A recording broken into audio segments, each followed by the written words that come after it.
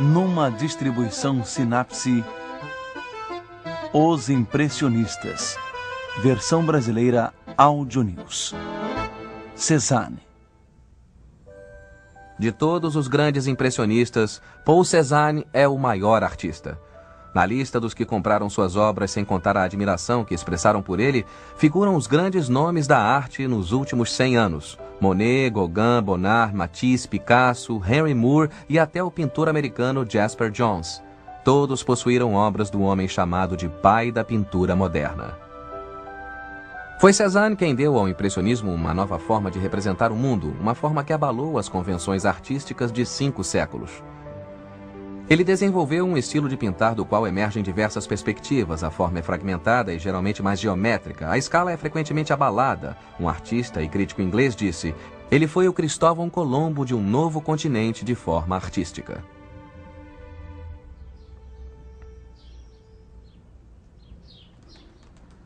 Paul Cézanne nasceu no dia 19 de janeiro de 1839 em Aix-en-Provence, no sul da França, aqui no lar de seus ricos pais.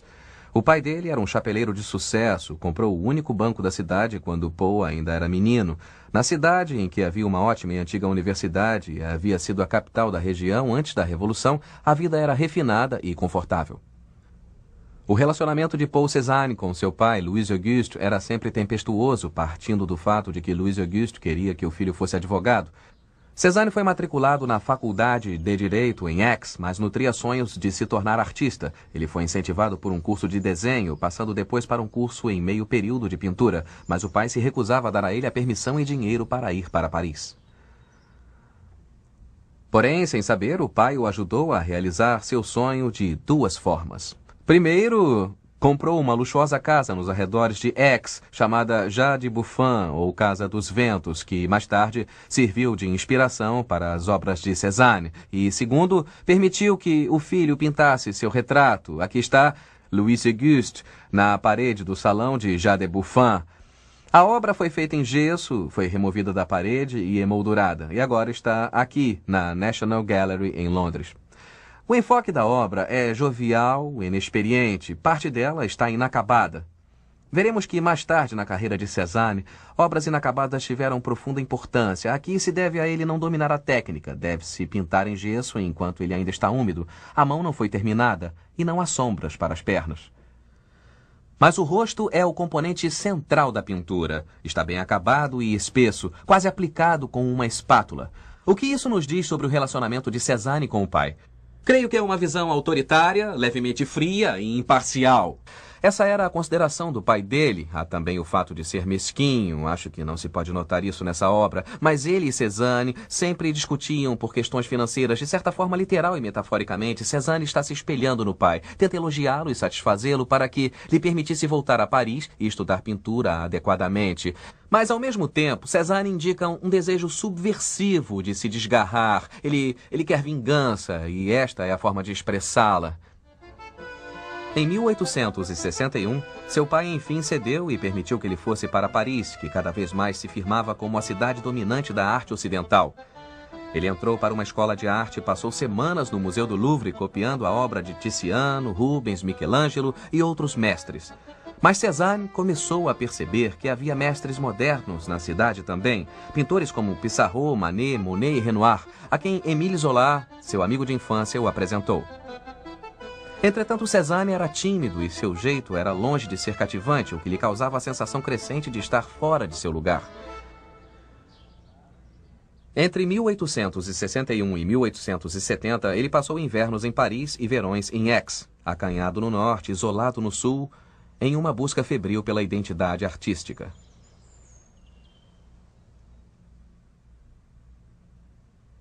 Dois terços da obra do início de sua carreira são representações da figura humana, às vezes imaginária, às vezes de amigos e parentes, como o seu tio Dominique Aubert. Ele pintou o tio de várias maneiras, como monge, artesão, e aqui na carreira que Cézanne deveria ter seguido como advogado. Gesticulando quase como se Dominique fosse uma tela em branco na qual a imaginação de Cézanne pudesse brincar, mas com um intenso estilo que vem do uso de sua espátula, que libertou o artista, dando a impressão de que ele mapeia o rosto e as mãos de seu modelo da mesma forma que se pintam paisagens. Quando a Guerra Franco-Prussiana teve início no verão de 1870, Cézanne, com 31 anos, partiu de Aix para a vila pesqueira de Estaque, perto de Marsella, para não se alistar. Lá ele foi morar com uma mulher 11 anos mais jovem chamada Hortense Fiquet, uma encadernadora que virou modelo e a quem ele conheceu um ano antes em Paris. A mãe de Cézanne soube do relacionamento porque foi ao Estaque ficar com eles durante um tempo pagando o aluguel, mas o pai de Cézanne só foi informado 8 anos depois por medo de que suspendesse a mesada do artista. O relacionamento de Cézanne com Hortense durou o resto de sua vida. Eles chegaram a se casar, mas a união parece ter trazido pouca satisfação para os dois. Cézanne se acanhava na presença de mulheres e lhe era desagradável o contato físico. Porém, Hortense inspirou sua obra, mesmo parecendo não se impressionar com os resultados. Hortense posou durante centenas ou milhares de horas para Cézanne. Com o perdão da expressão no rosto dela, pode-se dizer que se tornou uma das grandes musas do século XIX. Mas isso não agradava a ela. Ela viveu 12 anos após a morte de Cézanne, morreu em 1918. Perguntavam-lhe sobre a obra dele e ela dizia: ele nunca conseguia terminar nada. Renoir e Monet, sim, eram pintores. Deve ser lealdade. Depois da guerra, Cézanne e Hortense voltaram para Paris com seu filho Paul, nascido em janeiro de 1872. O evento traumatizou Cézanne e o incentivou a nutrir a noção da responsabilidade, que coincidiu com uma crescente confiança em sua pintura. Aqui, vemos a Avenida de Velhas Castanheiras, na Jade de Buffon, a casa da família em Aix. A sutileza e a disciplina estão presentes em sua obra. A cor é manejada com mais delicadeza, com todo um espectro de verde modificado por toques de amarelo. O mais notável é a geometria simples e forte imposta à cena. A terra é horizontalmente retratada e as árvores são rigidamente verticais, com o caminho e a folhagem cortando uma diagonal na cena de entrada. Isso indica uma lógica severa e formal que Cézanne começou a aplicar ao mundo natural poucos anos depois, em algumas das mais majestosas pinturas de paisagens feitas por ele. Mas antes disso, ele fez um curso rápido sobre impressionismo quando voltou a Paris para passar algum tempo com Camille Pissarro, um pintor que ele descreveu como quase um pai para mim, quase como um deus.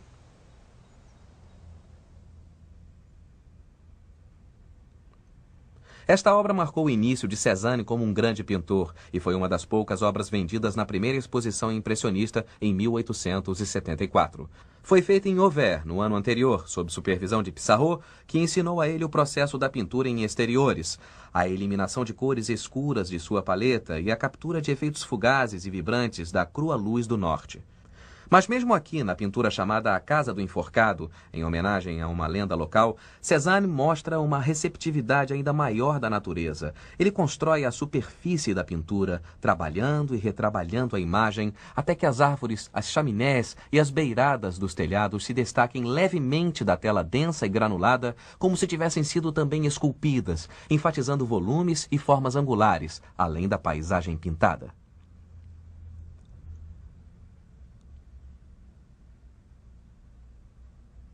Cézanne corajosamente começava a criar sua marca individual, reforçada por uma rara assinatura.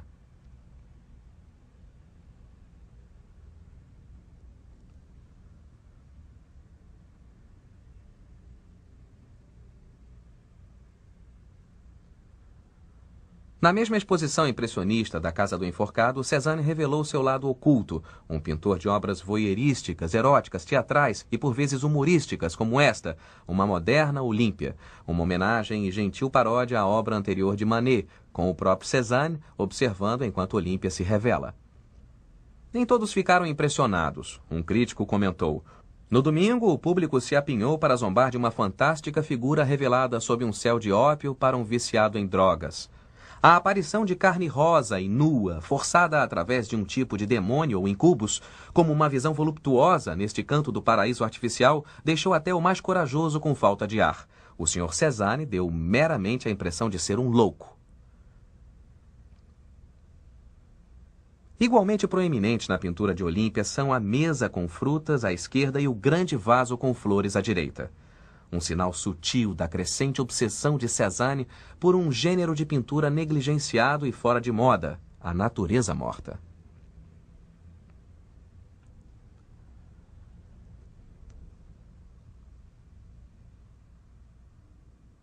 A toalha está pregueada na mesa com um gosto inato, lembra um amigo.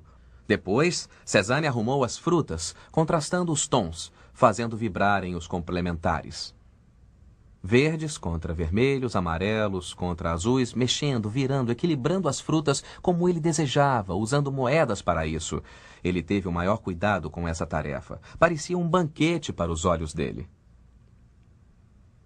A natureza morta era um meio tradicional de estudo artístico, uma maneira de aprender a olhar e pintar, mas que se tornou cada vez mais adornada por artistas e carregada de elaborado simbolismo. Mas Cézanne despe a natureza morta, arranjando os objetos com maior cuidado, porém distanciando-se para aprender melhor, como dizia ele, a interpretar o que se vê. Ele continuou a sair para pintar a natureza com Pissarro, mas distanciava-se cada vez mais dos impressionistas. Ele começou a sentir que o trabalho deles era passageiro demais e muito enraizado para o momento. Ele queria dar mais permanência às coisas para fazer do impressionismo uma coisa sólida e duradoura, como ele memoravelmente diz, como a arte dos museus.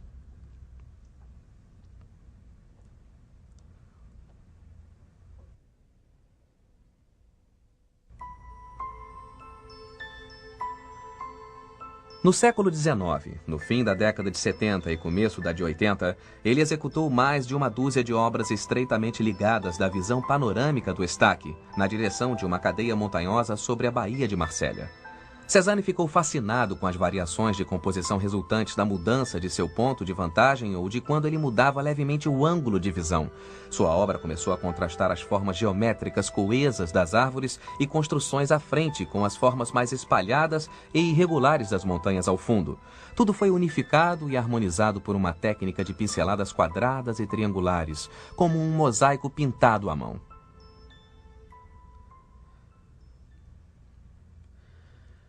Embora não estivessem tão unidos, Cézanne e Hortense se casaram em abril de 1886, em parte para garantir que seu filho Paul não sofreria o estigma de ter pais solteiros, mas também porque o pai de Cézanne havia descoberto e ameaçado castigos financeiros se o filho não agisse com honra. Ironicamente, em outubro do mesmo ano, Louis-Auguste Cézanne faleceu, deixando seu filho independente financeiramente pela primeira vez na vida aos 47 anos de idade. Cézanne se instalou permanentemente com a família em Aix, na Jade de Buffon, apesar de Hortense preferir Paris. Ele continuou a pintar retratos, mas cada vez mais via a cabeça da mesma forma imparcial que uma maçã. Tudo fazia parte de sua pesquisa pictorial, na qual a emoção e personalidade não figuravam. Tudo estava subordinado ao desenvolvimento de uma visão grandiosa e monumental. O problema dos retratos era manter os modelos parados. Naturezas mortas eram perfeitas, mas a escala era pequena, então ele procurou mais inspiração na paisagem à sua volta. Cézanne tinha dois motivos favoritos nos exteriores que pintava repetidamente e aos quais sempre retornava. O primeiro era a Baía de Marsella, vista do Estaque, que sofria com a poluição crescente das fábricas. O segundo era a Montanha Santa Vitória. Era um retiro natural, um passeio de alguns quilômetros fora de Aix, onde a natureza, em toda a sua imutabilidade, existia para Cézanne. Ele passou os últimos 30 anos de sua vida com seu cavalete e um banquinho, indo de Aix até aqui, para retratar a Montanha Santa Vitória, pintando o motivo. De certa forma, era um meio dele medir a natureza, a mudança de luz, a mudança de clima, a mudança de estação. Era um medidor da própria natureza e de Cézanne como pintor. E mais do que tudo, pessoas, lugares ou naturezas mortas, a Montanha Santa Vitória era a sua musa.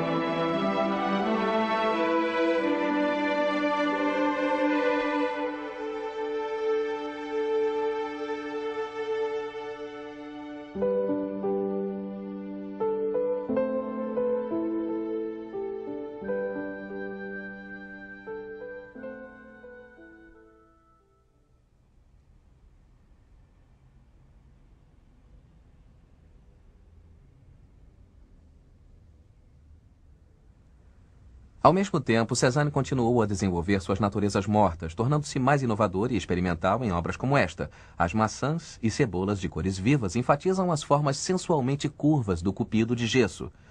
Formas naturais competem com o clássico e o artificial em uma imagem na qual o chão e mesa estão inclinados e a perspectiva é assimétrica.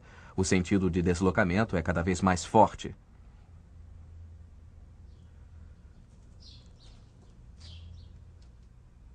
Em 1897, morre a mãe de Cézanne. Ele é obrigado a vender Jardin de Buffon, a casa de sua infância e local de inspiração de muitas grandes obras. Mas havia um ponto a favor. Ele comprou uma fazenda em Le Louvre, nas colinas ao norte de Aix. Aqui, ele mandou construir um estúdio.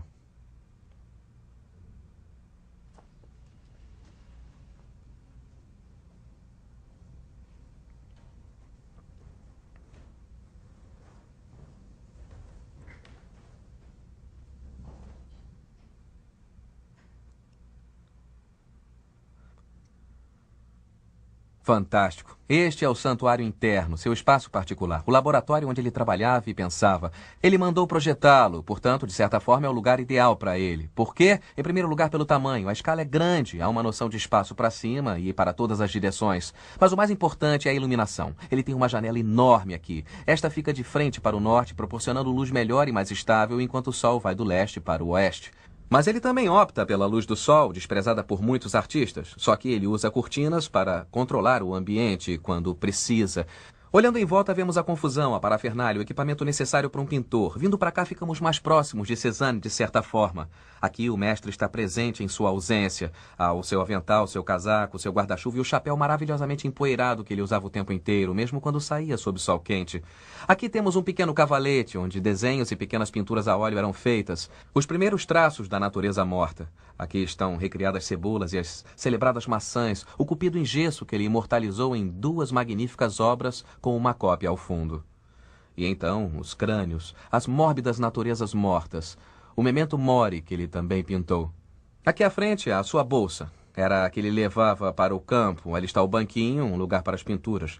Aqui a bengala, para ele se equilibrar, e as sombrinhas que ele levava não só para se proteger do sol, mas também para ter privacidade. Ele parecia achar que lhe dava um certo anonimato, embora a visão de um velho andando pelo campo com isso sobre a cabeça chame até mais atenção, na minha opinião. Então, à distância, uma obra clássica, recordando-nos de que Cézanne está muito ligado a uma tradição clássica, mas talvez o mais dramático sejam essas escadas que ele mesmo, já idoso, subia para pegar o melhor ângulo possível, um ponto diferente para a obra que ele estivesse executando. Ali está um enorme cavalete. Este é do tamanho para se produzir obras em escala de salões épicos. Nos últimos 10 anos de vida, foi neste cavalete que Cézanne começou o seu último grande projeto. 3 telas tão grandes que ele foi forçado a fazer um buraco na parede para retirá-las e colocá-las no mundo.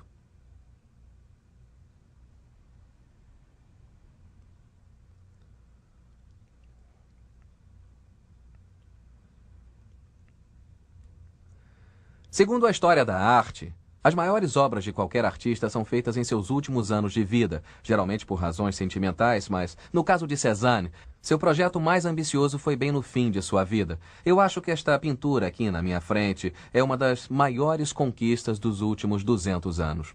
Chama-se As Grandes Banhistas. Vemos 11 mulheres em uma paisagem. Essencialmente, o clima é de tranquilidade. Acho que quando olhamos esta obra, impressiona o fato de que há uma harmonia entre o ser humano, ou as mulheres, e a natureza, entre a humanidade e a natureza. Vimos que, por toda a carreira de Cézanne, este é um dos efeitos que ele busca. Mas, como vemos com frequência na arte dele, sempre há dificuldades. Esta é uma pintura difícil de compreender, às vezes, porque Cézanne invariavelmente dá um toque às suas obras. Veja a figura na extrema direita. A pequena figura madonesca, parece uma estatueta. É pequena porque está distante. O que ela faz remexendo os arbustos? Ela dá à obra uma noção de profundidade. Em essência, tudo na superfície da obra foi ressaltado. Quando o escultor inglês Henry Moore viu a obra pela primeira vez, achou que as imagens pareciam ter sido cortadas de uma montanha rochosa. Onde elas estão? Estão em uma praia arenosa, talvez perto de um rio. O rio parece estar ali, mas não podemos vê-lo. A figura indiferente deitada no centro da obra nos guia. As 2 ruivas de pele perolada parecem estar se dirigindo ao rio que não existe. Essa noção de calma e harmonia com a mulher acariciando o cachorro à frente é perturbada pela mulher à esquerda, a figura desajeitada, monumental que surge meio agressivamente do lado esquerdo. Mas onde estamos nós? Continuamos a nos fazer essa pergunta. Ao fundo, o lindo azul cobalto sugere uma paisagem lunar e, novamente, Cézanne nos desloca. É um tipo de lugar inexistente ou seria um paraíso idealizado? Fica sempre essa dúvida. As perguntas sempre existem. Existe a harmonia do natural e do idealizado, mas também a intensidade de alguém que via a natureza absolutamente imutável. Sabemos que Cézanne, nos últimos 10 anos de vida, foi para a paisagem provençal e pareceu tão resoluto quanto foi a vida inteira. Esse tipo de paixão, o brilho das pinceladas, está evidente aqui. Cézanne se descreve como a fase primitiva de uma nova ideia. Ele disse também, pouco antes de morrer em 1906, que, de certa forma, talvez eu tenha surgido cedo demais. Em 2 ou 3 anos, os planos multifacetados das pinceladas de Cézanne, a monumentalidade da figura e a forma como toda a superfície da tela parece estar coberta, mas ao mesmo tempo fraturada, foram usadas por ninguém menos que Picasso em seu Donzelas de Avignon. E a história segue. O modernismo nasceu do cubismo. Se quisermos destacar a grande pintura transitória, eu acho que podemos dizer que é As Grandes Banhistas de Cézanne, em particular, onde nasceu o modernismo. À medida que Cézanne envelhecia, passou a sofrer de depressão. Apesar de frequentes visitas de um grupo crescente de admiradores de sua obra, ele começou a ter mudanças de humor, passando da euforia para o desespero. Em outubro de 1906, Cézanne pintava ao ar livre quando foi apanhado por uma tempestade. Ficou molhado e com frio durante várias horas, até que foi levado para casa, muito enfraquecido. Na manhã seguinte, enquanto pintava um retrato de seu jardineiro, seu estado de saúde piorou rapidamente. Sua esposa e seu filho foram chamados em Paris, mas chegaram tarde demais. Cézanne faleceu de pneumonia na manhã de 22 de outubro de 1906, aos 67 anos de idade.